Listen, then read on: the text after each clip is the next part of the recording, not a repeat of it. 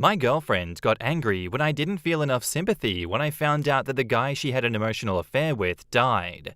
She called me heartless and is still not talking to me as of now. Just to make it clear, we have been dating for over 5 years now, and things have changed a lot since the affair. I'm not saying that what she did was okay, but I have forgiven my girlfriend since. About only 4 months into our relationship, she was close to this guy from university. They had a thing once, but stayed as friends. I read a conversation between him and her one time and found out what was happening. Anyway, this was 5 years ago. Basically, the guy still liked her. She didn't, but flirted back. Last week, the guy fell off a building while climbing it or something. Apparently, he lost footing while climbing a crane for some reason. I don't know. I knew that he was into that climbing building for views type of thing, and I'm going to assume you guys know what I'm talking about. My girlfriend told me that he passed away as soon as I came home from work. This was how the conversation went. She said, "He died yesterday." I'm like, "Oh yeah? Poor bloke. He was asking for it though. Didn't he do those stupid parkour things?" She's like, "What the hell's wrong with you? He left a sister, a mum, and a dad. How heartless can you get?" I'm not happy that the guy died, and I'm not sad either. I just feel okay about it. I didn't know him enough, and he never apologized for what he did to me. 3 years ago, I probably would have laughed because I wished for it to happen. The anger that I felt for him was so high. I understand that my girlfriend used to be close to him, but they haven't talked since she cut him out of her life, so I don't get why she's getting all emotional. It's not my fault he died. It's not my fault I'm not bawling my eyes out. I would bawl my eyes out if it was a kid, but a full-grown adult who convinced my girlfriend to cheat on me, never apologized for it, and is now climbing cranes for fun? No. To add to this, he was a massive dick to everyone, including our teachers in high school. He also mocked me because of my height. I don't see the wrong in what I did, but I do miss my girlfriend. In the comments, Green Emotions says, "I don't think you have to have sympathy for him. She shouldn't expect that you have sympathy for him, but the parkour thing you said was a bit harsh, just in my opinion." And OP says, "I think it was the stress from an extended shift and the anger that I still have for him that made me say it. I just lose all my appetite when he is brought up. I might just apologize to her though." Meh, your reply was maybe a little harsh, but I'm still siding with you. It's a little ridiculous, after everything that transpired, that your girlfriend would even bring this up to you with the expectation that you would provide some kind of comfort or kind words. OP says, "Yes, this. I honestly can't provide comfort, and I don't know why she was expecting sympathy from me. Going to apologize for what I said, but not how I feel." Cheddar Wax says, "This is why you should have dumped her years ago. Better late than never. You definitely don't have to feel bad about a guy dying if he used to treat you like shit and tried to steal your girlfriend. There is nothing wrong with you. Your girlfriend shouldn't have even brought up his name and should have mourned him silently. The combo of dropping it on you and then getting mad at you sounds manipulative. Just move on. No reason to apologize, and no reason to put up with her grieving this douchebag either." OP replies, "It's honestly too late to dump her, as I'm planning on proposing soon. She's an emotional wreck. Perhaps it's because of the guilt of what they did to me coming back to haunt her. I don't think his death is worth about 1 week of not talking, and you are absolutely right about everyone else." Wubba-lubba-dubbity-doo replies, "No it's not. Are you joking? I had an old friend dump his fiancée of 5 years when he finally woke up and realized he couldn't be with her for the next 40 to 60 years. Really consider if you want to get married to her before proposing. Divorces are expensive and difficult." That's insane. And I'm always going to be like, they've cheated. It's probably, most likely, 99% of the time, not a good idea to take them back and then propose to them. This feels like a tip of the iceberg situation in that her feelings for him were actually really, really deep, and she's really messed up about his death. I see where you're coming from, and I'm on your side for this one, OP. I'm like, why does she care so much? I get that, but why are you breaking down crying like this? You've been with me for the last 5 years. Yes, he left a sister, a mum, and a dad behind, But why is this tearing your world apart? Why are you so emotionally invested? What have you not told me about your relationship with this man since the affair? And it makes me question, is the relationship really in a good place to be proposing to her at this point in time? I just straight up wouldn't continue a relationship with someone that cheated on me, much less want to still propose when a situation like this comes up. Am I going crazy? And now, on to the update.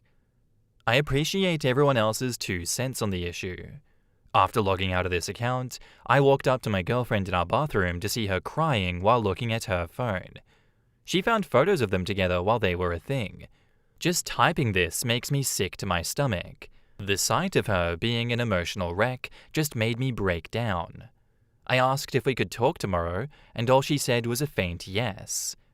Well, we had that talk, and she admitted to falling in love with him during the affair and not getting over him for about 7 to 8 months while we were together. She told me that she never felt anything for him during this time. This also meant that she kept in contact with him all this time through small Facebook conversations.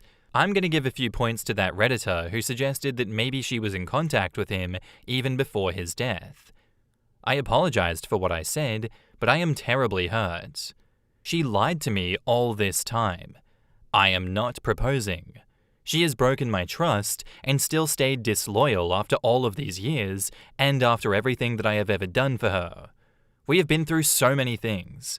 I was almost certain that she was the one for me. She begged me to forgive her and to stay, but I don't know anymore. She also told me that even if they kept contact, she has never felt anything for him again. She said he was just a great guy. I'm staying at a friend's tonight and will be moving out of our apartment soon.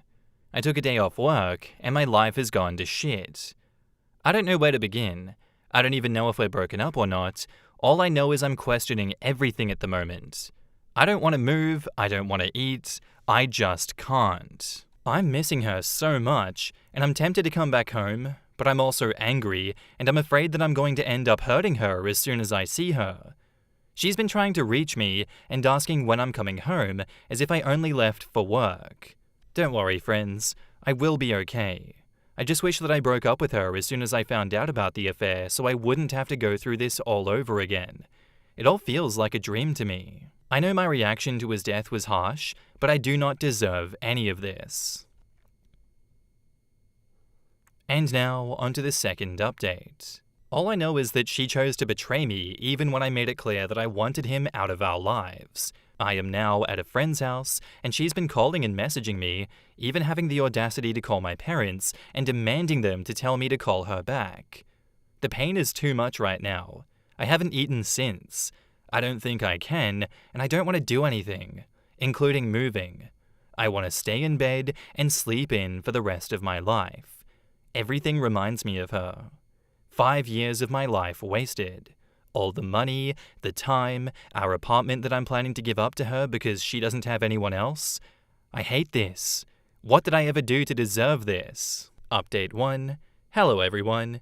I've read every single comment, and I'd like to thank everyone for the kind words. These past few days have been really hard on me. I only had almost 3 hours of sleep last night, and it's currently midnight right now.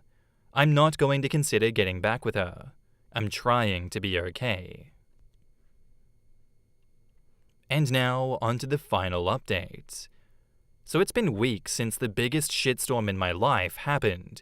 I have never been so wrecked, so emotionally drained and traumatized. My ex-girlfriend decided to move out of the apartment just over a week ago. We both signed an agreement that the apartment becomes mine. That was the last time that I saw her. Nothing big happened except her friends talking me out of this breakup, stupid idiots. She's still trying to come back to me, but I'm slowly starting to heal and accepting the fact that her chapter in my book is over, so her door to me is now locked. I'm currently seeing someone to help me get over her, and I think it's working. I've tried a couple of things, and even went skydiving. It felt good. The thought of her still hurts me deeply, but I'm certain it will go away. I'm hopeful at the moment. Maybe being alone isn't so bad after all. It made me reconnect with a lot of friends and family. Thank you to everyone for the help and the advice. It might seem little to a few people, but your understanding in words gave me comfort. In the comments, Gwynasson says, "This is honestly the main reason why I could never stay with someone after I learned they cheated. I know myself. The worry and stress from me wondering if they were still in contact would eat my sanity alive. I just don't think I could do it, but I thankfully haven't had to put that test to the theory. I just don't think I could do it, but I thankfully haven't had to put that theory to the test. Staying with someone when you know they cheated is always a bad idea. It always brings bitterness and sadness. I can understand that in some small percentage of cases, people can stay together and make it work. I don't know what the actual odds would be. I just know that it's likely impossible for me to be one of those cases because of how I am in my own goddamned head. To steal a joke, I live a rich internal life." I'm sorry, but I laughed at the "honestly, it's too late to break up because I plan to propose" comment by OP. What do you mean it's too late? I think in terms of a relationship, before there's an engagement or a marriage, that's the ideal time to break up. I know he left her in the end, but man, that got me. I mean, I might get some flack for saying this, but not sure OP is the most emotionally stable or mature. While I 100% agree with everyone, there are some flags on both sides for me. I don't deserve this after all this time and money? Lol. So he stayed despite the emotional affair while they've been dating for 4 months, but the other guy should have apologized? He can't eat when the guy gets brought up and he wished for him to die? I don't know, it just sounds immature and naive to me. A bit bordering on controlling anxiety. So not surprised of that black and white thinking about the engagement, but I do wish him well, and it sounds like he's on a healing path, so that's good for him. Yeah, look, I've never heard a story here where the betrayed spouse regretted not taking back a cheater in the end. Can we all just say that? Does anyone regret not taking back a cheating spouse? Because we're seeing way too many of the opposite here. I see a lot of people that regret taking them back. And I ask myself, why? Can I please get an explanation somewhere? Like, look at the emotional and mental turmoil that the OP of this story dragged himself through. And for what? He would have been much better off just breaking up from the get-go. I just don't understand it. And I'm currently seeing someone to help me get over her. Please tell me that's just a therapist. You weren't really specific with that one. Our next post is by user EmptyAd2301, and it's titled, "I miss my husband so goddamn much. I, 35 male, divorced my husband, 36 male, 3 years ago. And God, I miss him. I asked for a divorce for a few reasons, most of which being that his depression got exponentially worse day after day, and he refused to seek treatment. Sometimes he wouldn't even go into work, and he ended up getting fired from his job. I stayed with him for so effing long, praying that one day he would start trying to get better. It was all I ever wanted, but that day didn't come. I sobbed the entire time signing those papers, and when I handed them to him and asked for a divorce, he just gave me the emptiest, deadest look and signed them without a word. My heart felt like it had been shattered with a hammer, anger and sadness and fear tied together in the world's tightest, ugliest knots and inset deep into my chest. I put on a brave face for my friends. I tried to frame it as shackles coming off and a new beginning, but it was a lie. It just hurt, and it keeps hurting, and it will never stop hurting. He was my soulmate. I'll never love anyone like I loved him. He used to be so sweet and loving, so passionate and happy, and every other wonderful thing that a man could want from another. They say that each day gets easier, but it isn't for me. It's been 3 years, and I'm still reaching over to the other side of the bed in the morning to pull him close, and it always stings when my hand touches fabric and not his skin. It's been 3 years, and I'm still expecting to see his car in the driveway when I get home from work. It's been 3 years, and my heart isn't any less broken than the day that he left. I've been stalking his socials, I'll admit. He's been getting back to the gym, started meds, and I see him smiling so genuinely in these photos. He looks so incredible. Maybe if I had just waited, he would have changed his mind and went to a doctor like he is now. Or was it me that held him down? Was I making it worse? I hope not. I want to go over to his place and just fall into his arms and beg him to take me back. Maybe he's wishing the same thing about me. If there's even a chance I could have my boy back, I feel like I should try. I'll never know otherwise. Edit. 1. I am a homosexual man. My husband is a homosexual man. I am not a woman. Yes, I know I'm effeminate and kind of emotional. Get creative. 2. My husband was a binge drinker. He refused treatment no matter how much I begged. We got antidepressants, but he wouldn't take them. I know he started meds now because he's posted about them and his 2 years sober chip that he got last month. 3. I never stopped loving him. I never loved him any less. Near the end of our marriage, I started drinking to cope. The second I realized he was dragging me down with him, and I couldn't help him anymore. I didn't dip the second that it got hard. Many of you are being kind of rude. I'll accept that I wasn't the perfect husband, because nobody is, but claims that I never loved him are just wrong and make me feel sick to my stomach. Edit 2. No, I am not the catalyst for this. His depression started when his younger brother died terribly and unexpectedly. It's not because he just hated me so much. We were childhood sweethearts and had been together for years when this happened. In the comments, Significant Noise 212 says, sometimes people just cannot progress until they hit rock bottom, and maybe you leaving was that for him. It doesn't necessarily mean that you held him down. He just couldn't find the desire and motivation to progress while you were holding him. Don't beat yourself up. It wasn't your fault that he was sick and didn't want to ask for help. In the end, we need to all want that help. Without it, all other people's efforts are worthless. If you ended amicably, you can always hit him up and ask him how he feels. Maybe he'll ignore you, maybe not, but you'll know that you've tried. And stop stalking him. That is keeping you from healing. OP replies, thank you. I needed to hear a lot of this. Maybe I'll call him just to see how he's doing. He doesn't hate me, I know that much. I'd like to see him regardless. Poo-Poo LeFou says, unless he's remarried, there's no harm in reaching out to say hello and see where the land lies. Reopen the channels? See what's what? OP says, he's not remarried. He had some photos with this one guy for a while, but I haven't seen any photos with him for a little over a year. I think he's single now. I hope he is. Honestly, yeah, I agree with that advice. I think it probably was for the best that you let go of him and let him hit rock bottom, because there's a good chance that he never gets better with you staying in his life. Is that not where the saying, if you love them, let them go, comes from? And also agree, now that he is doing better, and it sounds like it was amicable, why not reach out?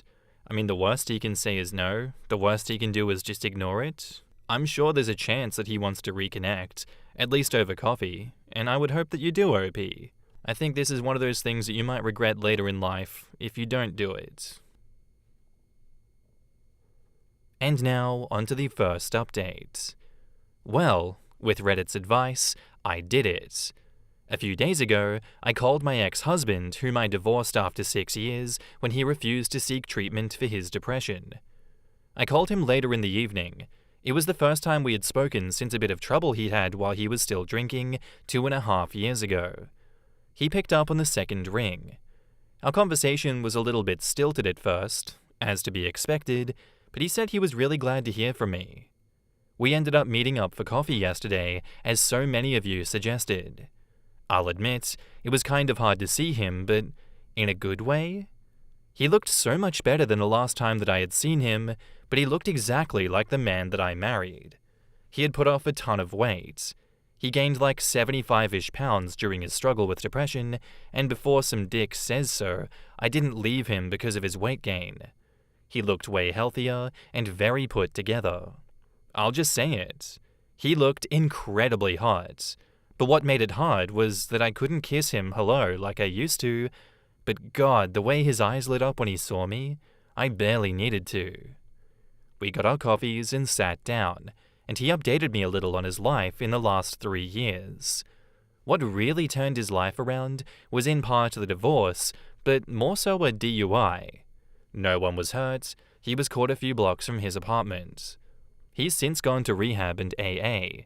He's gotten his license back and had to use a breathalyzer whenever he started his car for a while. He hasn't had a drop of alcohol since, and I told him that I was so fucking proud of him. He's also started antidepressants and made a point of telling me that they're not SSRIs, but when I asked what that meant, he got embarrassed and told me, never mind. Bottom line is that they've been helping him. He's back to being a gym rat, and he's almost completely turned his life around. This was around the point that I started tearing up. It just felt so good to know that he was okay. Better than okay. He was good. I also apologized for not sticking by him. He cut me off and said I had nothing to apologize for. He was a wreck, and I was being dragged down with him. That also felt good to hear. I apologized for not contacting him much during the last 3 years. That apology he accepted. He was dating someone for a few months too. He broke up with him once he tried to get him to drink on New Year's. He seemed dismissive of that guy. I guess it wasn't too serious. We got up and went on a walk after a few hours, and I think we both realized it felt like a first date. I had to stop myself from trying to hold his hand at a few points, I'll admit. We ended up sitting on a bench in a nearby park, and I confessed. I told him that I've missed him more than anything, how I never stopped loving him, and how if he wanted to, I'd love to try again from the beginning this time. We would go to couples therapy, keep our heads above water, and take it slow. He was quiet for a minute before he told me something. He said he was doing better now, but there may be a time where he sunk low again. Depression isn't easily cured, and he was far from cured. He still had bad days, but he said that there would be one difference. He promised he would never stop trying to improve. He was never going to give up like he did before and refuse to neglect me like he used to. If I was willing to accept that truth, he was willing to try again. I agreed, and he pulled me into an embrace and snuck a kiss to my temple. You know when it's the first day of spring after a cold, harsh winter, and the soft breeze and basking sun hits your skin at the same time? It felt something like that, to the 1000th degree. After a while, he walked me back to my car and squeezed my hand goodbye. And the second I got inside, I started sobbing like a baby. Happy tears, though. I'm currently sitting in bed, kicking my feet like a teenage girl, texting him back and forth to schedule an actual date. He said he'd plan everything, and try his best to make up for the birthdays and anniversaries that he missed. He said that it would knock my socks off. What a dork. I love being in love. I'm not gonna lie, this is gonna be a bit hard to explain to my friends and family. Not looking forward to those conversations, but right now, I don't care. My man loves me. Thank you to everyone who had kind words to say, and all the people that messaged me with sympathy and advice. I hope we all find happiness and love if we want. I never would have made the leap if y'all hadn't encouraged me. Best of luck to all of you, and sorry for the overly flowery language. Edit. We scheduled a date for tomorrow evening. I'll let people know how it went 2 days from now in my final, unless something big happens, update. Edit 2. At his place presently. Shame me not, Reddit. In the comments, WolfChick75 says, I knew a woman who had divorced her husband for the same reasons. They'd had 3 kids, one of whom was mentally ill, married for 25 years. She was tired of covering up for him, dealing with his shit. He was losing clients, etc., so she kicked him to the curb. 3 years later, he had gotten sober and gone to counseling. They remarried. She loved the person, not the drunk. Gruthamek says, Girl, he's telling you his dick still works. Get a clue. OP replies, I never claimed to be a smart man. Back when he was still courting me, he said that he thought that I was handsome to my face, and I was just like, aw, thanks, man. We didn't get together for another year. I don't even know how I got to this point. Little Cats 3 says, I'm assuming the SSRI comment is about impotence. Many men find it difficult getting aroused while on SSRIs, and many women find it difficult to orgasm. Al-Anon is for people who want and need support with a loved one who is an alcoholic. Alcoholics Anonymous AA is for alcoholics seeking help with sobriety. I would actually recommend you go to Al-Anon and seek support going forward. You having strong boundaries and both being on the same page with his sobriety is important. Him being sober for 2.5 years is important for you both to be able to move forward and try again. He's right that depression is absolutely something that could happen again, but if you both have plans in place to help each other, and he has a support network with a therapist, my hope would be that it's an easier, less destructive time. As far as family and friends go, time is truly the only way forward. They are either going to love and support you and your decisions, or get reevaluated being in your lives. Knowing that he's been sober for as long as he has is, to me, the most important and significant factor moving forward. I know I would want you to be happy, and if that's with him and he's sober and taking care of himself, it would be the only information that I needed. You would choose him, so I would support that choice. And now, onto the final update. My ex-husband and I recently reconnected.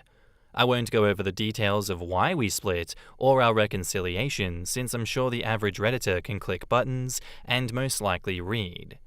He was the one taking me out and promised that it would, in his words, knock my socks off to make up for his neglect of me. He sure as hell delivered. A little backstory. We've been together since we were 15 and 16 respectively, and have never moved out of our hometown. This year would have been our 20th anniversary of getting together, not marriage. We were dating secretly for about 5 years before our parents caught us one day during summer break. The fallout from finding out that their son was gay actually made his parents split. His dad wanted to send him away to conversion therapy. He's seen his father maybe once per year on average, and every time he is incredibly cold towards me. Would never refer to me as his son-in-law, only my husband's pal. I wonder why. Anyway, not what you're here to read, I'll get on with the law. He picked me up from the house and wouldn't tell me where we were going, but told me to dress warmly. He ended up taking me to the place where we met, a run-down ice skating rink in our town. He used to do hockey, and I spent some time trying to learn figure skating until people started beating me up for it. Both sports would practice at the same time, and I remember barely being able to keep my eyes off him. We went skating. I tried to pull off a few of the moves that I remembered. He only had to catch me from falling on my ass once or twice, and I won't complain about an attractive man that I love hooking his arm around my waist. And we spent an hour or so there until our feet hurt. At one point, I said that my face was getting cold. So he skated around in front of me and placed his gloved hands on my cheeks to warm me up. I just about burned a hole in the ice from how hard I was blushing, I swear to God. He wasn't done then. We left and went to dinner, specifically the restaurant where we had our first date. It's a cheap hole-in-the-wall place, seeing as we were poor teenagers when we first met. We chatted and ate food that probably took 5 years off our lives. He was an incorrigible flirt, and even held my hand underneath the table like he did all those years ago. I know I said I never stopped loving him, and I stand by that, but I think I somehow fell in love with him 1,000 times over again during that meal. At the end of dinner, he asked if I had energy for one more simple thing, to which I agreed. He took me a while out of town to a dark sky zone park, specifically the one where he proposed to me 10 years ago. He set out a blanket to sit on and another to cuddle under, and we went stargazing, all bundled up together. You never know how much you miss the sound of someone's heartbeat until you haven't heard it for so long. We shared a bottle of sparkling grape juice in plastic champagne flutes and dumb, giggly kisses. It felt so similar, yet so different. He told me in a moment of quiet that he loved me, and oh God, it took everything that I had not to cry. I barely hesitated before asking if he wanted to change venues. He seemed surprised, yet eagerly accepted. I ended up at his place, as some of you may have seen from my edit on my second post yesterday. I wanted to take it slower than this, but it was so hard to. I was so starved of affection and hadn't been intimate with anyone for just about 6 years. I'm gonna keep what happened at his between us, but all I'll say is that his medication was no issue, and all of you should be jealous. I woke up in his bed this morning, reached over for him, and pulled him close just like I used to do. I haven't been this happy in a long time. We had a sleepy discussion and decided to get back together, but we're not using the term boyfriends. It just feels weird after all this time, so he's my partner or my lover. He is mine. Thank you, Reddit. Wouldn't have done it without a little push from the internet. Let's see where this all goes. In the comments, Matcha Magpie says, "They sound like they're in a much better place. I hope it works out forever this time." Me too. Reading this story about these two lovely strangers just made me tear up and feel so much love for the both of them. I hope it all works out for them. I didn't plan to cry over a stranger's life on the internet, but here I am. I almost never think that it's a good idea for exes to reconnect in a romantic way, but I think this is the one exception, when there are terrible circumstances that force you apart, and then the circumstances end, and you learn and grow, and then reconnect. I'm very much glad that it worked out in the end, because I felt like it would. I just had a feeling that they could get back together. And yeah, it's definitely not always a good idea to get back with someone that is your ex. I mean, we wouldn't have half the stories on here if we didn't, right? But it's lovely to see these amazing feel-good stories when they do happen. And I'm exceptionally happy and grateful that it worked out the way that it did for these two. And like everyone else, I hope it lasts forever this time, because it sounds like they both deserve it. Thank you for the story, OP. That was beautiful. Anyway, guys, that's where I'm going to end today's episode. I do hope you enjoyed. If you did, let me know what you thought of it in the comments down below, and I'll see you in the next one. Bye.